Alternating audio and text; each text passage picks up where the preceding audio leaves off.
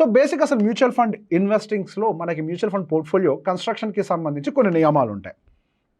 అసలు mutual fund portfolio start చేసే ముందు మనం కొన్ని ఎజంప్షన్స్ని బ్రేక్ చేయాల్సిన అవసరం ఉంది.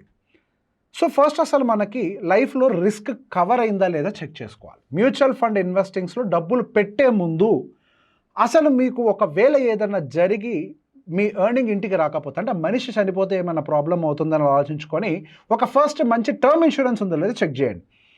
అండ్ ఆ తర్వాత ఒకవేళ హాస్పిటలైజ్ అయినట్లయితే దానికి కావాల్సిన ఎక్స్పెన్సెస్ కోసం అని చెప్పి మంచి హెల్త్ ఇన్సూరెన్స్ అనేది మన దగ్గర ఉందా లేదా అనేది చెక్ చేసుకోండి. ఈ రెండు లేకుండా అసలు మ్యూచువల్ ఫండ్ జోలికి వచ్చినా ఎటువంటి ఉపయోగం లేదు.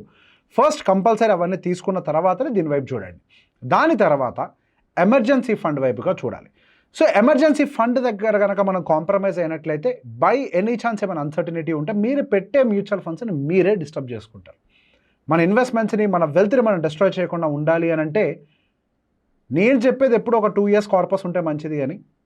బట్ బేస్ కేస్ సినారియోలో 3 to 6 months అన్నా మెయింటైన్ చేయాలి. 3 months మీ బ్యాంక్ అకౌంట్లో ఎప్పుడూ రెడీగా ఉండాలి. అది కూడా లేకుండా అగైన్ మీరు ఇన్వెస్టింగ్లోకి వచ్చినా కానీ మీరు చేసే ఈ వర్కౌట్ అంతా ఫెయిల్ అయిపోతుంది.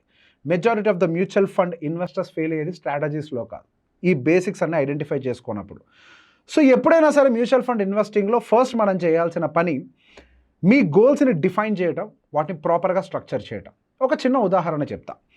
మీరు ఏదో ఒక వేప చెట్టు నాటి దానికి మామిడి పండ్లు కాయట్లేదు ఏంటి అని ఎదురు చూస్తూ ఉంటే కాస్తాయా? అది కుదరదు కదా. మీకు మామిడి పళ్ళు కావాలంటే మామిడి చెట్టే నాటాలి. సో ప్రతి ఒక్క పనికి ఒక గోల్ ఉండాలి, దానికి ఒక స్ట్రక్చర్ ఉండాలి. మనం ఒక పని చేసి ఇంకొక రిజల్ట్ కావాలంటే కుదరదు కదా.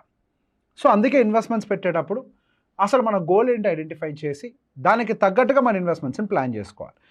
సో బేసిక్గా మన గోల్ని రీచ్ అవ్వడం కోసం ఏ వెహికల్, ఈ మ్యూచువల్ ఫండ్స్లో కూడా ఎన్నో వెహికల్స్ ఉంటాయి. సో బేసిక్గా రకరకాల పార్ట్స్ని తీసుకొచ్చి మనం ఆ జర్నీని కంప్లీట్ చేయడానికి రకరకాల పార్ట్స్ని తీసుకొచ్చి మనం ఒక కస్టమ్ వెహికల్ని తయారు చేసుకోవాలి. మనకి తెలిసింది స్మాల్ క్యాప్ కదా, మనకు తెలిసింది మిడ్ క్యాప్ కదా అని చెప్పి పొలం దాంట్లో పోతారంటే కుదరదు. అరే నాకు తెలిసింది ఎడ్ల బండి మీద పోవటమే, నేను తిరుపతి దాకా ఎడ్ల బండిలో పోతానంటే కుదరదు. ఇప్పుడు ఫ్లైట్స్ వచ్చాయి, ట్రైన్స్ వచ్చాయి, బస్సులు వచ్చాయి.